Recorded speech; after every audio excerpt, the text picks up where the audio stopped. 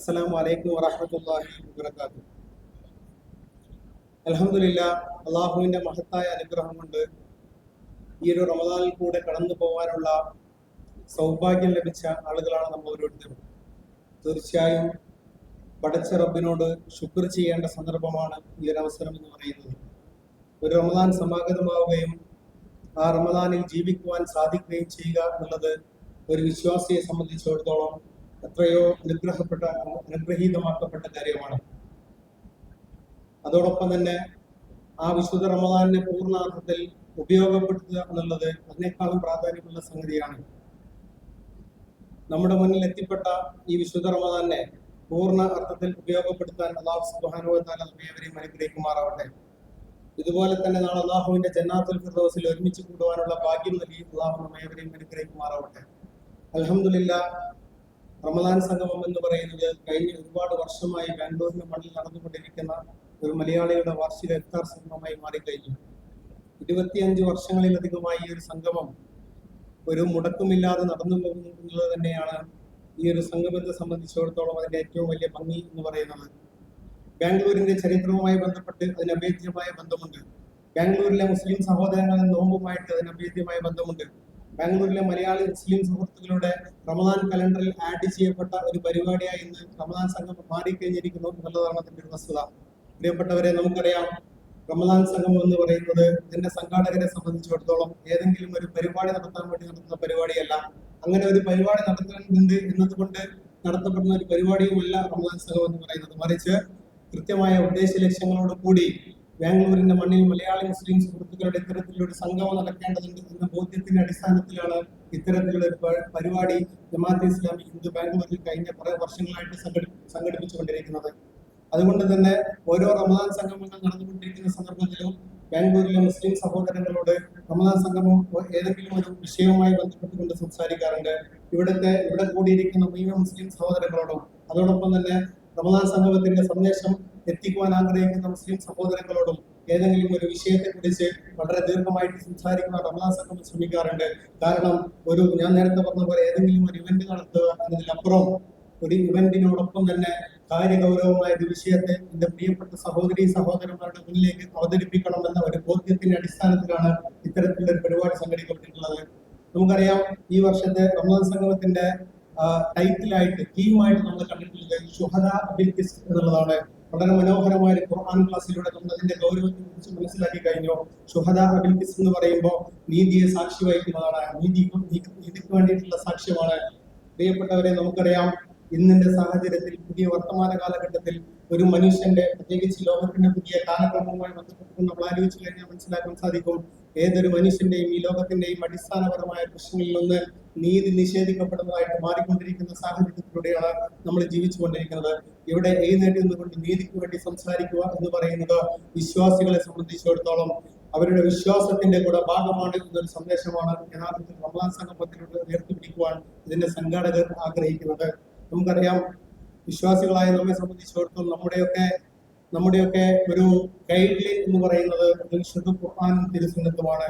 റസൂൽ കരീം സല്ലല്ലാഹു അലൈഹി വസല്ലം എങ്ങനെയാണോ അദ്ദേഹത്തിന്റെ ജീവിതത്തിലൂടെ ഒരു വിശ്വാസിക്ക് ഒരു ജീവിതരേഖ കാണിച്ചു തന്നത്, ആ ജീവിതത്തെ അനുധാവനം ചെയ്യണമെന്ന് ആഗ്രഹിക്കുകയും പ്രാർത്ഥിക്കുകയും അതിനുവേണ്ടി പരിശ്രമിക്കുകയും ചെയ്യുന്ന ആളുകളാണ് നമ്മൾ ഓരോരുത്തരും.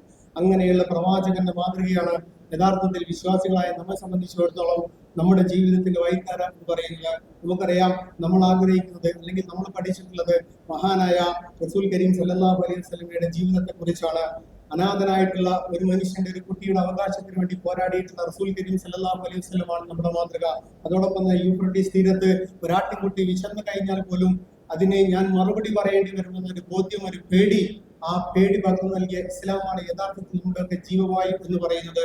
ആ ജീവിതക്രമത്തെ അതിശക്തപ്പെടുത്തിയ ജീവിതത്തിന് അനുസരിച്ചുകൊണ്ട് ജീവിതത്തെ മുന്നോട്ട് കൊണ്ടുപോകണം എന്നാഗ്രഹിക്കുന്ന ആളുകളാണ് നമ്മൾ ഓരോരുത്തരും എന്ന് പറയുന്നത്. മഹാനായ മുഹമ്മദ് മുസ്തഫ സല്ലല്ലാഹു അലൈഹി വസല്ലം മദീനയിൽ ജീവിക്കുന്ന മുഴുവൻ മനുഷ്യരെയും പരിഗണിച്ചുകൊണ്ട്, അവിടുത്തെ മതജാതി വർഗ്ഗഭേദമന്യേ അവിടുത്തെ എല്ലാ ആളുകളെയും പരിഗണിച്ചുകൊണ്ട് മദീനക്കാർക്കുന്ന ഒരു ഭരണഘടനയിലൂടെ ലോകത്തിൽ അവതരിപ്പിച്ച വലിയൊരു സമത്വത്തിന്റെ സന്ദേശത്തെ കുറിച്ച് കുറിക്കുന്നതാണ് യഥാർത്ഥത്തിൽ ഈ പറഞ്ഞ ഇസ്ലാമിക മാതൃക എന്ന് പറയുന്നത്. അതോടൊപ്പം തന്നെ നമുക്കറിയാം ബിലാൽ ഇബ്നു റബാഹ് റളിയല്ലാഹു അൻഹുവിനെ കുറിച്ച്. ബിലാൽ ഇബ്നു റബാഹിന്റെ ചരിത്രം നമ്മൾ എല്ലാവരും വായിച്ചിട്ടുണ്ടാകും. കറുകറുത്തൊരു മനുഷ്യനായിരുന്നു. നബി സല്ലല്ലാഹു അലൈഹി വസല്ലം ബിലാൽ ഇബ്നു റബാഹ് റളിയല്ലാഹു അൻഹുവിനെ ബാങ്ക് വിളിക്കുന്ന ഒരു സന്ദർഭമുണ്ട്. നമ്മളൊക്കെ ആ ചരിത്രം കേട്ടാൽ കരഞ്ഞു പോകും. അത്രത്തോളം ബിലാൽ ഇബ്നു റബാഹിനെ കറുകറുത്തൊരു മനുഷ്യനെ ചേർത്ത് പിടിച്ച അദ്ദേഹത്തെ ചേർത്ത് പിടിച്ച ഒരു സമത്വത്തിന്റെ അത്രത്തോളം വലിയ ഒരു സന്ദേശം ഉയർത്തിപ്പിടിച്ച ജീവിത വ്യവസ്ഥയാണ് ഇസ്ലാം. അതിന്റെയൊക്കെ ബാക്ക്ഗ്രൗണ്ടിൽ നിന്നുകൊണ്ട് സംസാരിക്കുന്ന, അതിനെ ഉയർത്തിപ്പിടിച്ചുകൊണ്ട് സംസാരിക്കുന്ന നമ്മെ സംബന്ധിച്ചിടത്തോളം അത്തരം മാതൃകകളെ ഈ സമൂഹത്തിന് മുന്നിൽ ഉയർത്തിപ്പിടിക്കുക എന്നുള്ളതാണ് നമ്മൾ ആഗ്രഹിക്കുന്നത്.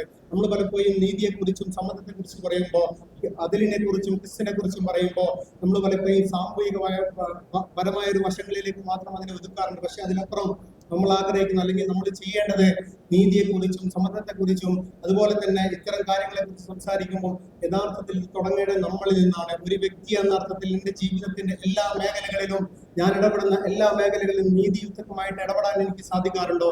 എന്റെ കുടുംബത്തിൽ ഇടപെടുമ്പോൾ, എന്റെ ഇണയോട് ഇടപെടുമ്പോൾ, ഞാൻ പെരുമാറുകയും ഇടപെടുകയും സംസാരിക്കുകയും ഒക്കെ ചെയ്യുന്ന മനുഷ്യരോട് ഇടപെടുമ്പോൾ, ആ ആളുകളോടൊക്കെ സംസാരിക്കുന്ന സന്ദർഭത്തിൽ എത്രത്തോളം നീതിപൂർവമായി നീതിയുടെ അടിസ്ഥാനത്തിൽ എനിക്ക് സംസാരിക്കാൻ സാധിക്കാറുണ്ട് എന്നുള്ളത് ഗൗരവപ്പെട്ട ചോദ്യമാണ്. ഇന്ന് നമ്മൾ അനുഭവിക്കുന്ന പല കുടുംബ പ്രശ്നങ്ങളുടെയും അടിസ്ഥാനം ഈ നീതി യഥാർത്ഥ രീതിയിൽ വകവെച്ച് കൊടുക്കാത്തത്. അതുകൊണ്ട് നമ്മൾ നീതിയെ സംസാരിക്കുമ്പോൾ നമ്മൾ ആദ്യം സംസാരിക്കുന്നത് നമ്മളോടാണ്, നമ്മുടെ കുടുംബത്തോടാണ്, നമ്മുടെ സമൂഹത്തോടു കൂടിയാണ്. അങ്ങനെ നമ്മളിൽ ഉണ്ടാകുന്ന മാറ്റം കുടുംബങ്ങളിലേക്കും ആ മാറ്റം അതുപോലെ തന്നെ സമൂഹങ്ങളിലേക്കും പ്രസരിക്കുമ്പോഴാണ് യഥാർത്ഥത്തിൽ നമ്മൾ ഉദ്ദേശിക്കുന്ന രീതിയിലുള്ള നീതിയുടെ ദൗത്യം ഈ സമൂഹത്തിൽ പൂവണിയുകയുള്ളൂ എന്ന് നമുക്ക് തിരിച്ചറിയണം. പ്രിയപ്പെട്ടവരെ, നമ്മളുള്ളത് റമദാനിലാണ്. റമദാനുമായി ബന്ധപ്പെട്ടുകൊണ്ട് അല്ലാഹു സുബ്ഹാനഹു വ തആല നോമ്പ് നിർബന്ധമാക്കിക്കൊണ്ട് വിശുദ്ധ ഖുർആനിൽ പറയുന്നുണ്ടല്ലോ, കുതിബ അലൈക്കുമുസ് സിയാമു കമാ കുതിബ അലൽ ലദീന മിൻ ഖബ്ലിക്കും ലഅല്ലക്കും തത്തഖൂൻ. നിങ്ങൾക്ക് മുമ്പുള്ളവർക്ക് നോമ്പ് നിർബന്ധമാക്കിയതുപോലെ നിങ്ങൾക്ക് ഞാൻ നോമ്പ് നിർബന്ധമാക്കിയിരിക്കുന്നു. എന്തിനു വേണ്ടിയിട്ടാണ് എന്നുകൂടെ അല്ലാഹു സുബ്ഹാനഹു വ തആല എടുത്തു പറയുന്നുണ്ട്. അത് തഖ്വയുള്ളവരാവാൻ വേണ്ടിയിട്ടാണ്. ലഅല്ലക്കും തത്തഖൂൻ, നിങ്ങൾ തഖ്വയുള്ളവരാൻ വേണ്ടിയിട്ടാണ് എന്ന് അല്ലാഹു പറയുമ്പോൾ നോമ്പിന്റെ ഉദ്ദേശം എന്ന് പറയുന്നത് യഥാർത്ഥത്തിൽ തഖ്വ ജീവിതത്തിൽ ആർജിച്ചെടുക്കുക എന്നുള്ളതാണ്. ആ സൂക്ഷ്മതയുടെ ചുവട് പിടിച്ചുകൊണ്ട് ജീവിതത്തെ ചിട്ടപ്പെടുത്താൻ നമുക്ക് സാധിക്കുമ്പോഴാണ് യഥാർത്ഥത്തിൽ നോമ്പ് പൂർണ്ണാർത്ഥത്തിൽ സ്വീകരിക്കുന്ന ആളുകളുടെ കൂട്ടത്തിൽ നമ്മൾ ഉൾപ്പെടുക.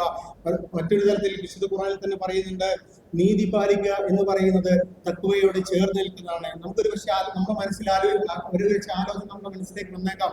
റമദാനിൽ നമ്മൾ സംസാരിക്കേണ്ട വിഷയമാണ് നീതി എന്നുള്ളത്. പക്ഷെ വിശുദ്ധ ഖുർആൻ തന്നെ നമ്മോട് പറയുന്നു, നീതി പാലിക്കുക എന്ന് പറയുന്നത് തഖ്വയോട് ചേർത്ത് നിൽക്കുന്ന ഒന്നാണ് എന്ന് അല്ലാഹു സുബ്ഹാനഹു വ തആല പറയുന്നുണ്ട്. അത്രത്തോളം പ്രാധാന്യമുള്ള തഖ്വയോട് അല്ലാഹു സുബ്ഹാനഹു വ തആല ചേർത്ത് വെച്ച ഒരു വലിയ സന്ദേശമാണ്. ആ തഖ്വയെ സ്വീകരിക്കുവാനും ആ തഖ്വ ആർജിച്ചെടുക്കുവാനും ആഹ്വാനം ചെയ്യുന്ന വിശുദ്ധ റമദാൻ സ്വാഭാവികമായിട്ടും നമ്മുടെ ചിന്തകളിലും ചർച്ചകളിലും ആലോചനകളിലും സ്വാഭാവികമായിട്ടും വരേണ്ടതാണ്. ഈ നീതിയുമായി ബന്ധപ്പെട്ട വിഷയം, സമത്വവുമായി ബന്ധപ്പെട്ട വിഷയം എന്ന് സാന്ദർഭികമായിട്ട് ഓർമ്മപ്പെടുത്താൻ ഞാൻ ആഗ്രഹിക്കുകയാണ്. എന്റെ കർത്തവ്യം ഈ പരിപാടിയിൽ പങ്കെടുക്കുന്നവർക്ക് എല്ലാവർക്കും സ്വാഗതം ആശംസിക്കുക എന്നുള്ളതാണ്. ഈ പരിപാടിയുടെ അധ്യക്ഷൻ ബഹുമാന്യനായ സിറ്റി പ്രസിഡന്റ് ഷമീർ സാഹിബാണ്. അദ്ദേഹമാണ് ഈ പരിപാടിയുടെ അധ്യക്ഷൻ. അദ്ദേഹത്തെ ഈ പരിപാടിയിലേക്ക് കൃത്യമായി സ്വാഗതം ചെയ്യുന്നു. അതോടൊപ്പം ഈ പരിപാടിയിൽ നമ്മോട് സംസാരിക്കുന്ന ബഹുമാന്യനായ MLA റിസ്വാൻ അർഷദ് അവർകൾ, അദ്ദേഹം ഇവിടെ എത്തിയിട്ടുള്ള, അദ്ദേഹം എത്തിപ്പെടുമെന്ന് പ്രതീക്ഷിക്കുന്നു. അദ്ദേഹത്തിന് ഈ പരിപാടിയിലേക്ക് സ്വാഗതം ചെയ്യുന്നു. അതുപോലെ ഈ പരിപാടിയിലേക്ക് അതിഥികളായി കേരളത്തിൽ നിന്ന് നമ്മോട് സംസാരിക്കാൻ വേണ്ടി പ്രത്യേകമായി ഇവിടെ എത്തിച്ചേർന്നിട്ടുള്ള ബഹുമാന്യനായ ജമാഅത്തെ ഇസ്ലാമി സെക്രട്ടറി ഷിയാബ് കോട്ടൂർ സാഹിബ്, അതുപോലെ തന്നെ സലീം അമ്പാട് സാഹിബ്, അഡ്വക്കേറ്റ് മുബശ്ശിർ അസ്ഹരി സാഹിബ്, വേദിയിൽ ഉപവിഷ്ടനായിട്ടുള്ള ഒരുപാട് വ്യക്തികളുണ്ട്. അവരെല്ലാവരും വിശിഷ്ട വ്യക്തികളുണ്ട്. അവരെല്ലാവരും സിദ്ദീഖ് സാഹിബ്, അബ്ദുറഹ്മാൻ സാഹിബ് ഉൾപ്പെടെയുള്ള എല്ലാവരെയും ഈ വേദിയിലേക്ക് കൃത്യമായി സ്വാഗതം ചെയ്യുന്നു. അതോടൊപ്പം തന്നെ ഈ പരിപാടിയുടെ ഭംഗി എന്ന് പറയുന്നത് ഇവിടെ എത്തിച്ചേർന്നിട്ടുള്ള നിങ്ങൾ ഓരോരുത്തരുമാണ്. ബാംഗ്ലൂരിന്റെ പല പ്രദേശങ്ങളിൽ നിന്ന്, പ്രത്യേകിച്ച് വൈറ്റ്ഫീൽഡ് ഉൾപ്പെടെയുള്ള, ഇലക്ട്രോണിക് സിറ്റി ഉൾപ്പെടെയുള്ള, സർജാപൂർ ഉൾപ്പെടെയുള്ള, ഈ വർഷം എടുത്തു കഴിഞ്ഞാൽ കെങ്കേരി ഉൾപ്പെടെയുള്ള വിവിധ പ്രദേശങ്ങളിൽ നിന്ന് ഈ ഒരു സംഗമത്തിൽ പങ്കെടുക്കണമെന്ന ആഗ്രഹത്തോടു കൂടി എത്തിച്ചേർന്ന ആളുകളാണ് നിങ്ങൾ ഓരോരുത്തരും. ഇന്നത്തെ പ്രത്യേകിച്ച് ട്രാഫിക്കുള്ള ദിവസമാണ്. പക്ഷേ ആ ട്രാഫിക്കുകളൊക്കെ വകവെക്കാതെ ഈ ഒരു സംഗമത്തിൽ പങ്കെടുക്കണമെന്ന ആഗ്രഹം കൊണ്ട് എത്തിച്ചേർന്ന എല്ലാ പ്രിയപ്പെട്ട സഹോദരിമാരെയും ഈ ഒരു സംഗമത്തിലേക്ക് കൃത്യമായി സ്വാഗതം ചെയ്തുകൊണ്ട് ഞാൻ എന്റെ പ്രഭാഷണം അവസാനിക്കുന്നു. അസ്സലാമു അലൈക്കും വറഹ്മത്തുള്ളാഹി വബറകാതുഹു.